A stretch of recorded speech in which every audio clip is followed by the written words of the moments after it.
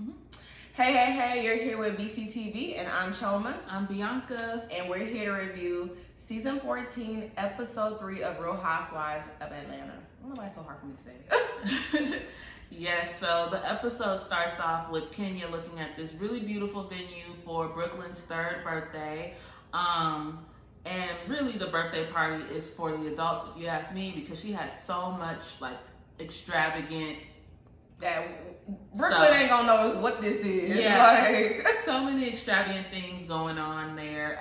It was a well put together party as far as visuals and decor. Mm-hmm. And the planner tells her, like, you know, it's gonna probably be about 10 to 15K, and I don't even know why she mentions Mark. That's actually, I don't know what. I mean, that is lower a lot. Than what you thought? Yes, that is too. a lot of money for a third birthday party. Not discrediting that. But it's actually a lot lower than what I thought, because when Marlo paid for her venue, what, 40K? Mm-hmm. And I thought Kenya's venue looked so much better. I think Marlo's was bigger. That was the only thing. Yeah, but I just feel like for Kenya, like the overall party, which we'll get to at the end, it overall just looked so much better for the amount. It did. So I thought it was gonna be like 20 to 30, because not just about the venue, but the things that she wanted. Yeah. And she was listing off a lot of stuff. I'm not big into event planning, but like, I just know when it came to like my sister planning her wedding, so I had an idea of how much things are. And I just feel like it was more expensive. I feel like she had a good deal, actually. I mean, it's a lot of money, but still, I feel like she got it on a deal. I thought that was a pretty solid price. So she mentions Mark. I don't know why, but she's like, yeah, you might not know, but I'm getting a divorce, and I don't know if he's gonna help out with the party girl. He's not. Like, let me answer that for you. I don't even know why you tried. But yeah, so next scene. Sorry guys, I gotta pull out my notes. When you're busy, you know, things be skipping your mind. So the next scene, when is Sheree? Sheree and Marlo go to a workout. Which pause? Why hasn't Sheree marketed this? Like, she's always been known for working out and having like a nice ass body. Did she never have an exercise anything? It was Phaedra, it was Kenya, it was Drew. I feel like she should have been capitalized off of her being a workout. I feel like she should have done that more than the She by Sheree. Or have a workout line. Oh, like a workout clothing, athletic, that kind of stuff. But because she's always been known to work out, and her body is amazing to me. She has always had a really nice body. What I love about Sheree's body is that it's toned and still looks feminine, you know, because it's hard to do. Because at the end of the day, toned is muscle. It's muscle. So she has muscle, but it still looks very good. She still looks good in a dress. She's very proportioned, nice body. So they go to workout. Y'all know workout scenes in reality shows, they don't ever really work out. They do 2 squats and be like, all right, girl. All right, so what you want to talk about? Yes, the instructor leaves and whatever. So Marlo gets there and they start talking about the whole ordeal with, well, first Marlo is like, I know you girls was shading my party and blah, blah, blah. And Sheree was like, no, it was like constructive criticism.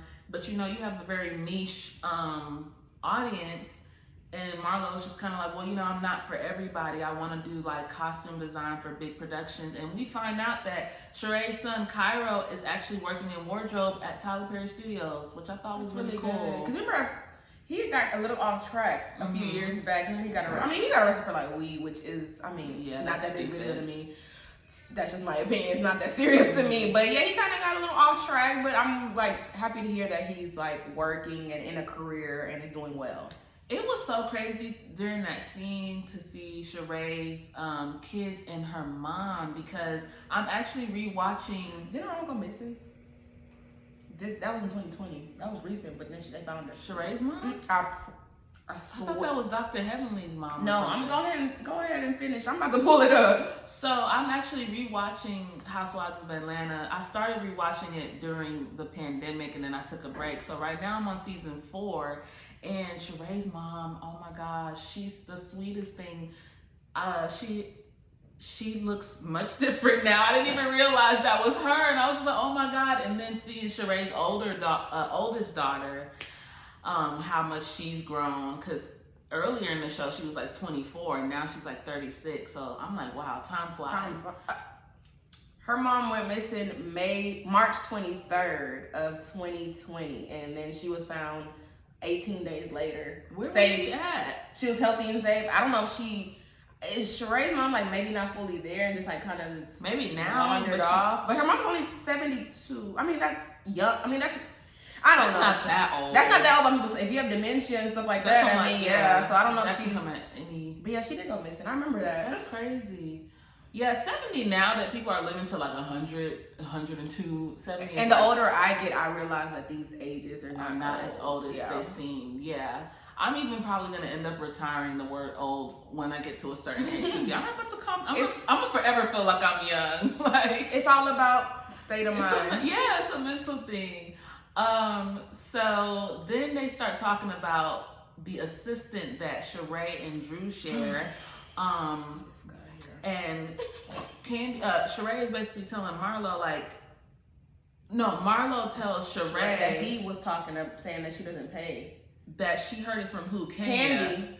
I thought it was Candy, right? Yeah. Mm-hmm. Yes, and then so Sheree's like, well, Kenya also told me Candy told her too. That was the issue. So Candy told Kenya and Marlo. On a normal circumstance, let's say Bianca had heard something about me and she told two of my other friends and didn't tell me. Yes, I would be upset. Like, why you didn't tell me? Mm-hmm. But this is Sheree we're talking about, who carries everybody's bones when she feels like it. I just recently, I like to watch season 10's reunion every once in a while. And she had just said, when they were talking about how you weren't telling what Kim was saying about everybody else, but you were telling Kim everybody's business, but you weren't telling them what Kim was saying. And she was like, I mean, the bone carrier don't come in no rules. Like, I don't owe nobody loyalty. I tell who I want to tell. So then that was on season 10. Mm-hmm. So how can you go and then say, oh, well, Candy should have... Man, shut up. You know, they do not be remembering what they say even last episode. They say stuff in the time to where it'll make them look good, and then they just move on. It's a defensive thing, because she's, I don't owe loyalty. Okay, so you're just not going to take accountability. So if you don't owe loyalty to nobody, then Candy don't owe you no loyalty. So then what are we talking about here? But Sheree, even just 2 episodes ago, you were being messy. You were going to Marlo talking about, oh, they said this, they said that. You didn't tell what you said. And then you went to Kenya's house and was telling her what Marlo was saying about her. Exactly. So how you expect Candy to, like, having expectations of anybody that you don't even do yourself is just crazy. It's crazy. But yeah, so they start talking about that, and then well, so that's what Sheree's mad about. She said she's gonna confront Candy. Yes. We'll see how that goes. Marlo then asked for some advice on like how to raise boys. Marlo, okay. This scene, I do believe it's very genuine that like she's really trying to do her best. I'm like, but she's literally asking anybody. I'm like, yeah, so you have a son. So how do you do it? But I'm like, and these are people she actually doesn't really care about. So I don't even think she really cares about how they raise their kids, to be honest.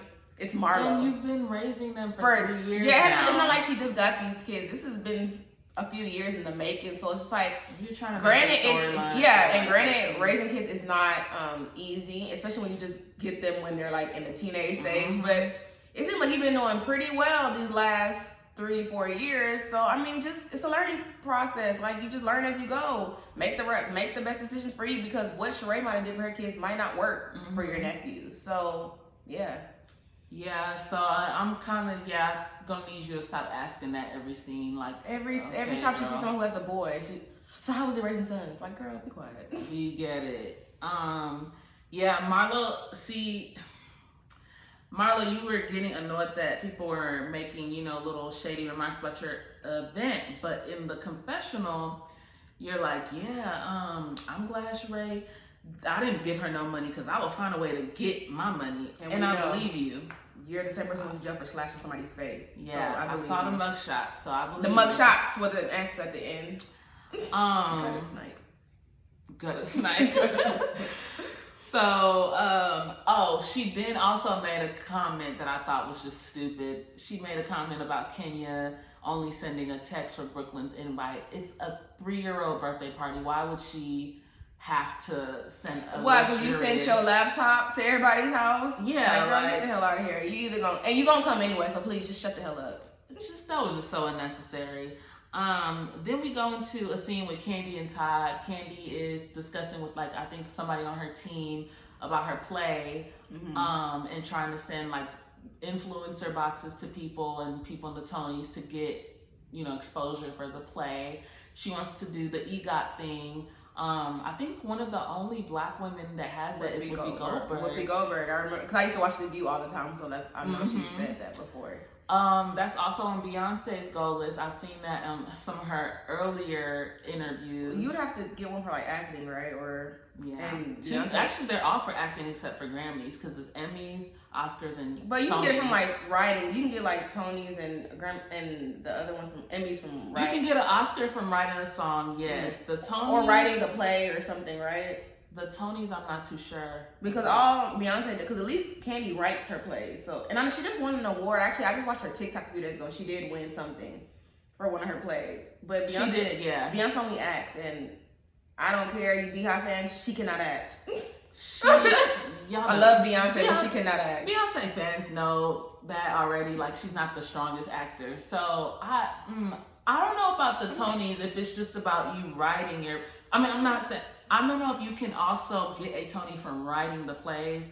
I thought it was acting only, but now that you say that, it probably is both. That's a very ambitious goal. I do feel like Candy probably could. Candy could make that happen. She's very talented with the pen. Disciplined too. Disciplined and talented. So yeah, Todd comes in and he basically. I was gonna ask you too, like. I got where he was coming from. Did you get what he was trying to say? Because Candy made it to seem like he was being kind of like dramatic, and I actually feel like he was making a point. A lot of the times he's not being dramatic to me. Okay, yeah, I thought I was tripping, but I actually hate to agree with men. I like Todd though. I'm not gonna lie. I hate to agree with men. I do like Todd. I like Candy too, but I think that I think he makes a lot of valid points though. He pretty much, and I really liked his delivery too, because men sometimes do have a way of being very abrasive when they're talking to you about some certain stuff. But he just pretty much told her, like, hey, you know, you are expanding and growing into other things, and I don't want to be another thing that pulls at you. But sometimes I do feel a little bit left out. What I didn't like about how Candy handled this conversation is, I felt like she was more on the defense instead of trying to see where he was coming from, because she was like, well, you left me out of the executive producer thing on Socialize. And he was like, no. She was like, yes, you did. You said I could act in it, but you didn't want me to, you know, really be involved with the production part. And he was saying, well, this is something I created and people tend not to give me the credit. So it's like, I just wanted them to know it was me. And she was like, okay, well, you know, you're the one saying, that's fine, but you're the one saying whatever. And I'm like, Candy, all Todd is trying to say is that two things. One, this is what he does. Like, he's passionate about creating. And since y'all got together, you're like the bigger star, name. Yeah. And this is not taking away from any of his talent, but he was always behind the scenes, producing. So he doesn't want your name to overshadow his work. You have to understand. It doesn't mean he doesn't love you or doesn't like working with you, but sometimes it can be annoying. I'm sure you know as a writer, when people try to take credit for your stuff, it's kind of like, okay, well, I worked hard on this. I don't want all the credit to go to XYZ. And then, it plays into the narrative that he's leeching off her again. Because I mean, we know that's not true, but that is the narrative. A lot of simple-minded people think that, but it's just like, no, he is established in his own right. Even that show, you know, BET Encore got renewed for season 2. You know, he's behind that show. Oh, him and Carlos King are both behind it. That's the one with Cherish. And, They got renewed for season 2. I don't know how it's with different. Go. I think it'll be different girls because it's like what more. Yeah, I don't want to see that group again. Yeah. But he announced like a few weeks ago that it got renewed. Todd, hit us up. You know, we have some good show ideas, okay? You know, black supporting black, all of that good stuff. You know, that's what the black folks like to do. I'm black, help me. But no, and so that's the first point he was trying to make, which I agree with. I would be so annoyed if every time I work on something, everybody's like, oh, well, it's Chioma's thing. Yeah, it's like, okay, well, yeah. She's talented and she was a part of it, but this is my project. Like, yeah, this is my shit. So the second point he was trying to also make is like, you know, I miss having quality time with you. Like, you're so busy by the time we do get around each other, you're just so tired. And Candy, you need to. And Candy has said that herself. Like, it's not even just him. Y'all both. Isn't the first episode she was like, we don't even really have sex because we're just both so tired. So it's not like She makes him like he just made this up, and it's just like, no, y'all both feel that way. Yeah, I'm not sure if it was the editing, but it came off as you were like not agreeing with him or something, and I ain't really feeling that. But you know, Candy, you really got to try to start balancing stuff, because I think you do have a really good guy, and I know you're a really good wife as well. I'm not taking away from that, but I'm just saying. And this is something that your daughter has said this, your husband has said this, so it's not just about him. Like, you had kids in your later age. You had 2 more in your later age.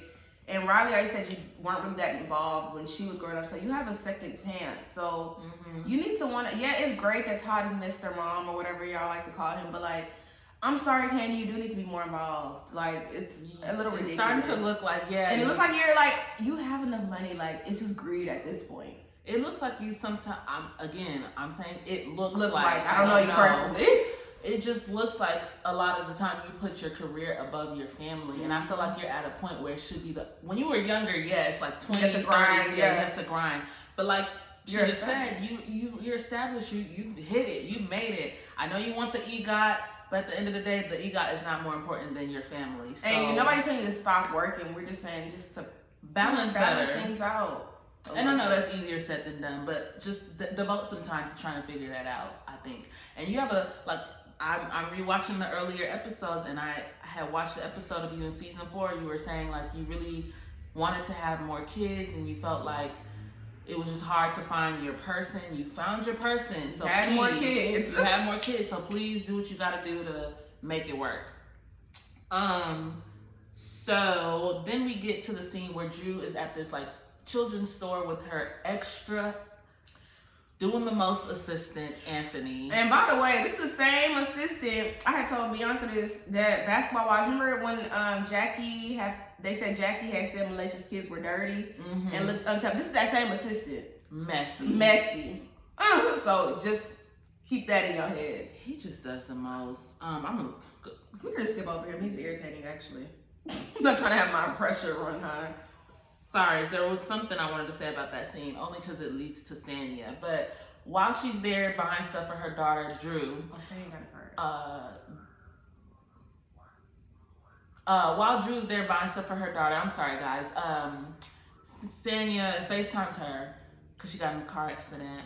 And that shit looks bad. Like, she was saying the car, like, sideswiped her and was dragging her car along down the road while she was in the car. And of course her husband was out of town, I think, or he was somewhere.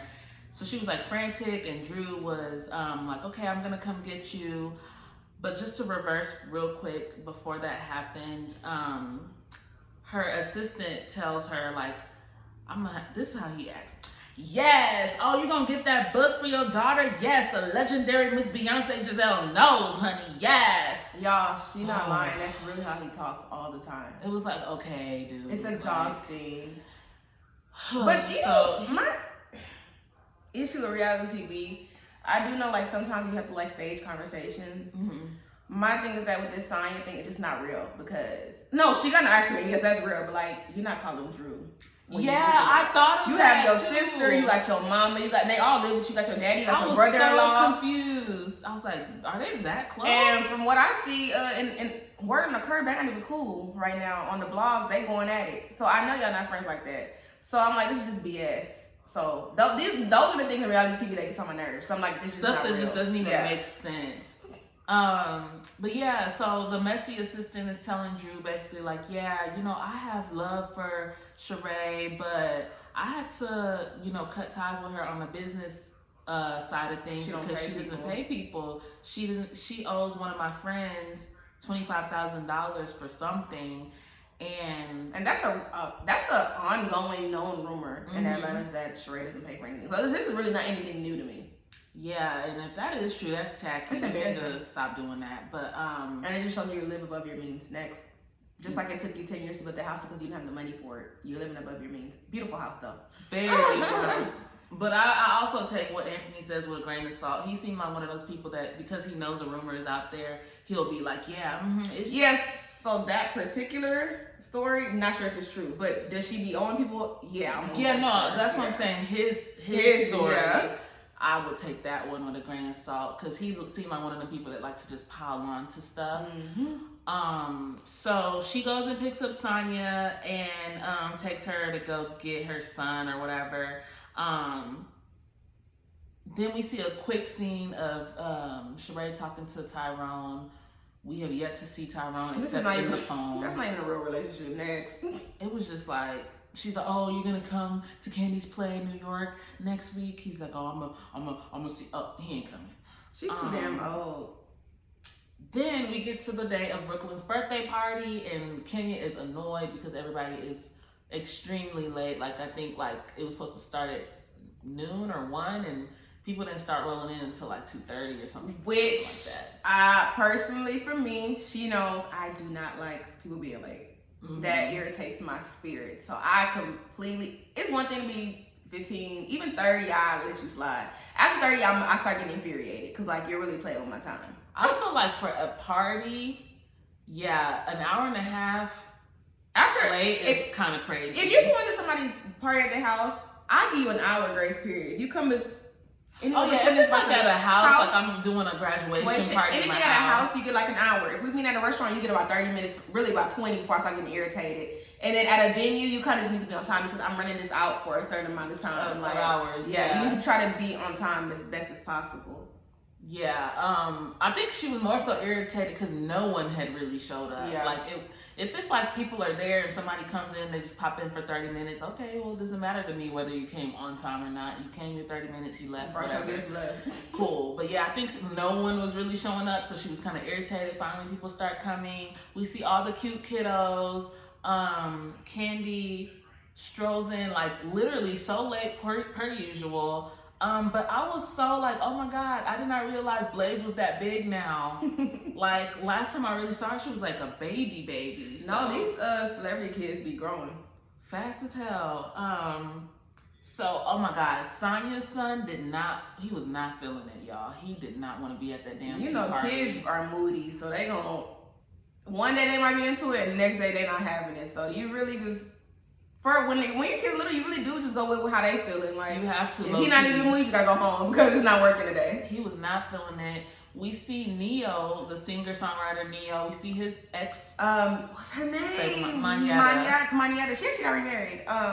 Literally last year, a few months ago. Her and Neo, were they married? No, they were engaged. Sorry, but she got married a few months ago. Okay, so she finally got married, and she seems really happy. I actually like Manietta. The few times I've seen her, because she's actually really close friends with Neo's current wife. Now they're really cool. Interesting. And they were on a show on E, and I like Manietta. She's Manietta, girl, you got some booty on you. I saw that side frame. I was like, ooh. Oh no. He might be one of the good ones. But yeah, no, for sure is. But yeah, I was like, okay, girl. So we see, Neo's ex-fiance. They had a child or two. I don't know. They had 2 children together. Girl. Okay. And I think she only brought the daughter with her. Is that the daughter or the son? The daughter, because her kids are like old. They're like 12, 13. Like they know if they want to. Okay. So I'm sure her son was like, no, yeah, I'm not going to that.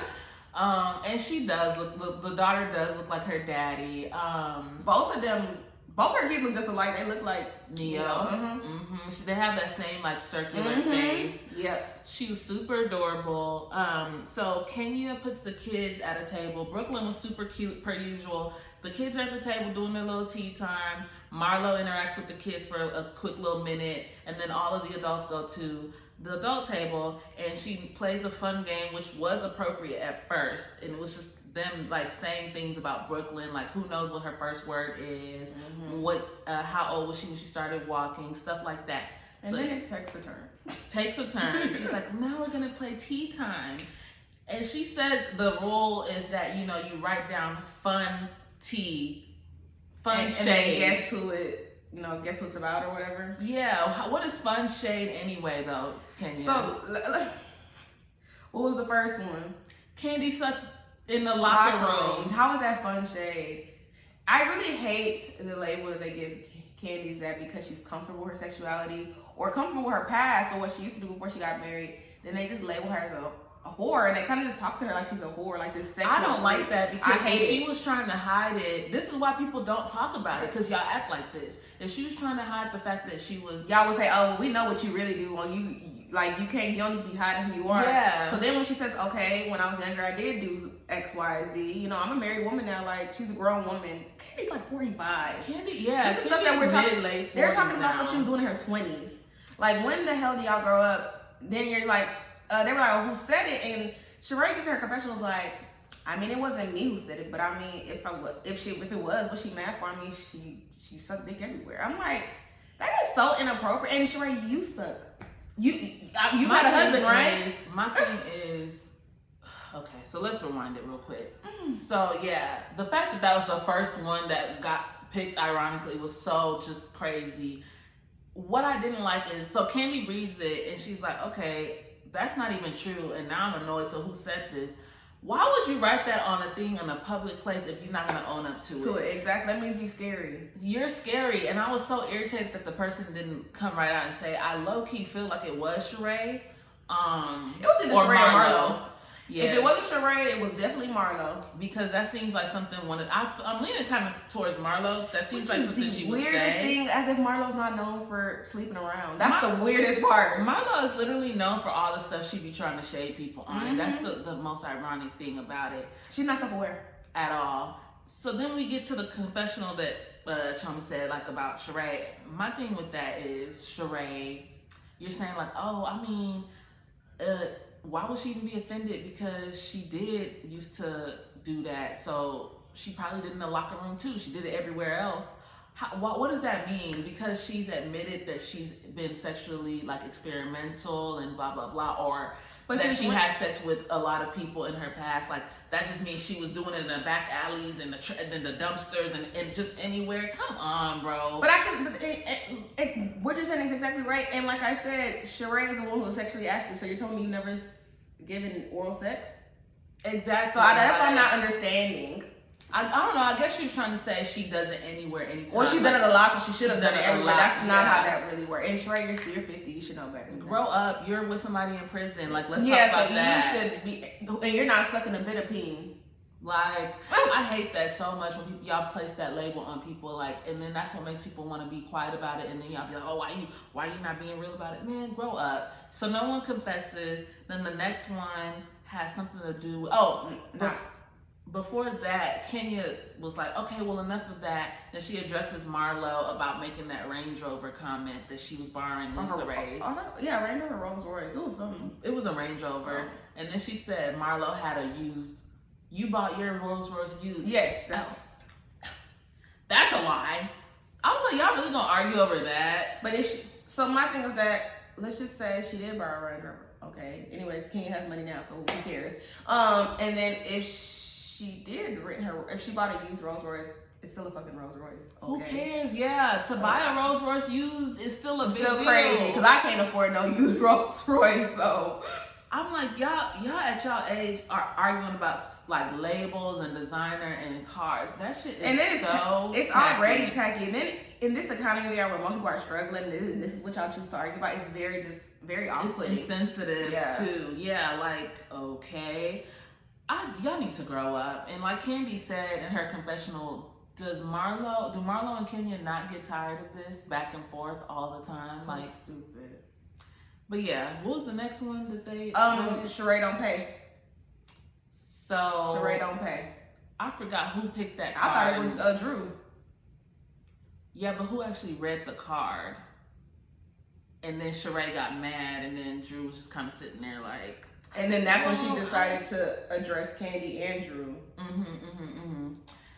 And Sheree had been heated the whole event, trying to refrain from addressing. She'd been wanting to address Candy, because she said that early in the episode she was going to address Candy. So I think she was waiting on her moment. And here it was, child, because so the card I think said, like, I'm not gonna say verbatim, but it pretty much said, like, someone doesn't pay their assistants or something like that. And of course Sheree knew who it was and who it was about, and Drew was like, well, I'm not saying it's true. I don't know that to be true, but I just thought it was, funny because that's what I heard. And she's like, okay, well, who'd you hear that from? She's like, well, Anthony did tell me that, you didn't pay him. And Sheree was like, well, he was never my assistant. She was like, well, yeah, he was saying because you didn't pay him. And she was just like, how can I pay somebody that's not my assistant? And they just go back and forth about it.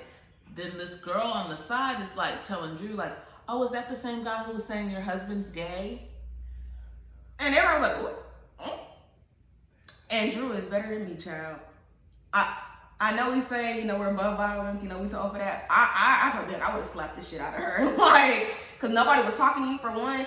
And I'm kind of like the person, like, who I don't even got a spouse. But I'm the type of person, I don't play about my spouse. Like, you can say what you want about me, but don't go talking about my husband, my kids. Yeah, why are you mentioning that? Yeah, like, I don't play that shit. And do you really think Ralph is gay? Really? That man? I don't believe that he's gay. And even if he was, that's just inappropriate to say. It's inappropriate. It's just inappropriate. It had nothing to do with anything. Why are you even here, girl? And the source in question, like I said, I feel like he's one of those people that love to pile on. The same way y'all are saying, oh, he's not a reliable source for you, Sheree. So why is he a reliable source for Drew's husband being gay? Exactly. Oh, okay. Exactly. Like I said, Drew don't even know how to clap back at people. That's what and that's another thing that frustrates me. Because I'd be like, say this, say that. But if I was Drew, I would have slapped the hell out of that girl. I'd be wishing I could have an earbud in Drew's ear and tell her this. Because she was being too nice at that table. Way too nice. So they start arguing about that, and basically, let me check my notes. I think I stopped there. Yeah, it's like gonna be, the drama will continue. Right. Next episode. So when they're arguing about that, they get heated, and then one of the guests at the birthday party is like, "This is a kids party. I'm taking my daughter." She was a white lady. "I'm taking my daughter." Blah blah blah. And Marlo was just like, "Oh, Kenya, don't invite your white friend. Don't invite her." It. Like blah blah blah. But she wasn't completely out of line with. No, she wasn't out of line when she said it is a kids party. We shouldn't even be playing that game. Yeah. At the kids party, but I'm kind of with Marlo. Don't invite your white friends around because they don't know how this goes. We're still recording a reality show, so it was gonna have to be some drama. It was one white girl next to Marlo. She was with the, with the shits. Yeah, she was like, Marlo was like, yeah, not you though. You get it, girl.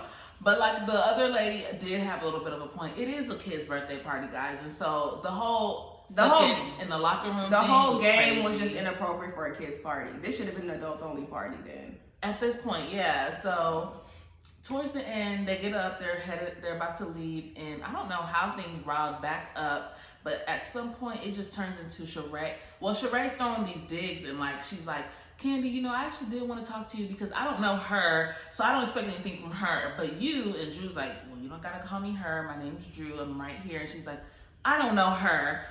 But you, I expected blah, blah, blah, whatever." So they go back and forth about that. And Candy's like, "Look, I just want to make sure everybody's ready to go to New York next week." And then Drew's like, "Yeah, it should be fun. It should be lots of fun." And then Sheree's like, "Oh, yeah, we should have fun. Blah, blah, we should have fun. Blah, blah, blah." And then like that scene, Marlo and Sheree.